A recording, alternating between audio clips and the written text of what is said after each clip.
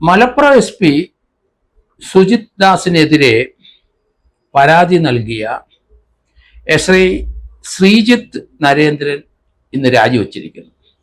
വലിയ വാർത്തയാണ് ഇത്.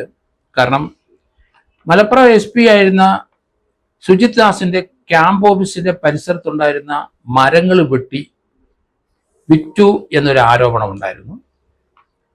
അത് നടപടിയെടുക്കാത്തതിന് അവിടെ PV അൻവർ XMLA, അന്ന് അദ്ദേഹം MLA ആയിരുന്നു എന്ന് എനിക്ക് തോന്നുന്നു, അദ്ദേഹം അവിടെ വന്നിരുന്ന് ഒരു കസേരയിട്ട് അവിടെ ഒരു സമരം പ്രഖ്യാപിച്ചിരുന്നു. SP സുജിത് ദാസിനെതിരെ അന്നത്തെ അവിടുത്തെ SI ശ്രീജിത്ത് നരേന്ദ്രൻ ഒരു റിപ്പോർട്ട് DGPക്ക് കൊടുത്തു. അത് ആഭ്യന്തര വകുപ്പിനും മുഖ്യമന്ത്രിക്കും കൊടുത്തു. കാരണം SP ക്യാമ്പ് ഓഫീസിലെ മരങ്ങൾ വെട്ടി SP കൊടുത്തു എന്ന് പറഞ്ഞാൽ അവിടെ ഒരു മോഷണം ഉണ്ടായി എന്നതിൻ്റെ അർത്ഥം.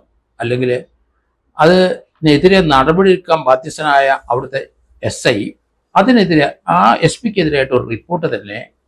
കാരണം ആ SIയുടെ മേലധികാരിയാണ് SP. പക്ഷേ ആ SPക്കെതിരായി ഇതുപോലൊരു കൃത്യം ചെയ്തപ്പം അതിന് PV അൻവർ അവിടെ വന്ന് പ്രശ്നം ഉണ്ടാക്കിയപ്പോഴൊക്കെ അത് മൂടി വെക്കാൻ കഴിയില്ല ലോക്കൽ സബ് ഇൻസ്പെക്ടറിന്. അതുകൊണ്ട് ശ്രീജിത്ത് നരേന്ദ്രൻ ആ SPക്കെതിരായും ഒരു റിപ്പോർട്ട് DGPക്കും മുഖ്യമന്ത്രിക്കും കൊടുത്തു.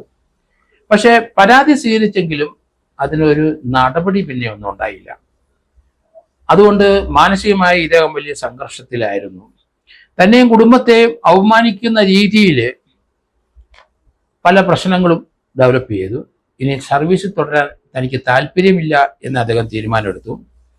സേനയിൽ നിന്നുള്ള ഒരു ആനുകൂല്യം തനിക്കിനി വേണ്ട എന്നും അദ്ദേഹം പറയുന്നു. താൻ കൂലിപ്പണി ചെയ്ത് ജീവിച്ചോളാം, തനിക്ക് ഒരു ആനുകൂല്യം വേണ്ട, താൻ രാജിവെക്കുന്നു. പക്ഷെ താൻ സേനയോട് കടപ്പെട്ടിരിക്കുന്നു എന്നും അദ്ദേഹം പറഞ്ഞിട്ടുണ്ട്. സുജിത് ദാസിനെതിരെ SI ശ്രീജിത്ത് കൊടുത്ത പരാതിയിലെ ഒരു നടപടിയും എടുക്കാതെ തനിക്കെതിരായിട്ട് പ്രതികാര നടപടികൾ എടുത്തു എന്നാണ് SI ശ്രീജിത്തിന്റെ വാദം. അതുകൊണ്ടാണ് അദ്ദേഹം ഇപ്പം രാജിവെച്ചത്. കാരണം ഇനി പോലീസിൽ ഇരുന്നിട്ട് കാര്യമില്ല എന്ന് കരുതി അദ്ദേഹം രാജിക്കത്ത് എഴുതി കൊടുത്തു. ഇനി സർവീസ് തുടരാൻ താല്പര്യമില്ല എന്നാണ് വാർത്ത വരുന്നത്. ഏതായാലും സീനിയർ ഉദ്യോഗസ്ഥന്മാർ കാണിക്കുന്ന ഇതുപോലെയുള്ള സംഭവങ്ങൾ അത് തീർച്ചയായിട്ടും റിപ്പോർട്ട് ചെയ്തേ പറ്റുള്ളൂ. കാരണം ആ ജൂറിസ്ഡിക്ഷനിലുള്ള സബ് ഇൻസ്പെക്ടറാണ്. അദ്ദേഹത്തിൻ്റെയാണ് ചോദ്യം വരുന്നത്. അവിടെ ഒരു മരം മുറിച്ച് മോഷണം നടത്തിക്കൊണ്ട് പോയിട്ട് താൻ എന്ത് ചെയ്തു എന്നൊരു ചോദ്യം കോടതിയിൽ നിന്നോ ഹൈക്കോടതിയിൽ നിന്നോ വന്നാലും പൊതുജനങ്ങളിൽ നിന്ന് വന്നാൽ വെള്ളം കുടിച്ചു പോകും സബ് ഇൻസ്പെക്ടർ. അതിന് പകരം ആ SPക്കെതിരായിട്ട് ഒരു മോഷണ കേസ് എടുക്കുന്നതിന് പകരം അല്ലെങ്കിൽ തടിക്കേസ് എടുക്കുന്നതിന് പകരം അദ്ദേഹം ഒരു റിപ്പോർട്ട് അന്നത്തെ DGPക്കും അതുപോലെ തന്നെ മുഖ്യമന്ത്രിക്കും കൊടുത്തു. ഒരു ഫലവും ഉണ്ടായില്ല. തിരിച്ച് തനിക്കെതിരായിട്ട് ചില നടപടികൾ വന്നുകൊണ്ടേയിരിക്കുന്നു, പ്രതികാര നടപടികൾ വരുന്നു. ഇനി മാനം മര്യാദയായിട്ട് ജീവിക്കാൻ കഴിയില്ല എന്ന് കണക്കാക്കിക്കൊണ്ടാണ് അദ്ദേഹം രാജിക്കത്ത് സമർപ്പിച്ചിരിക്കുന്നത്.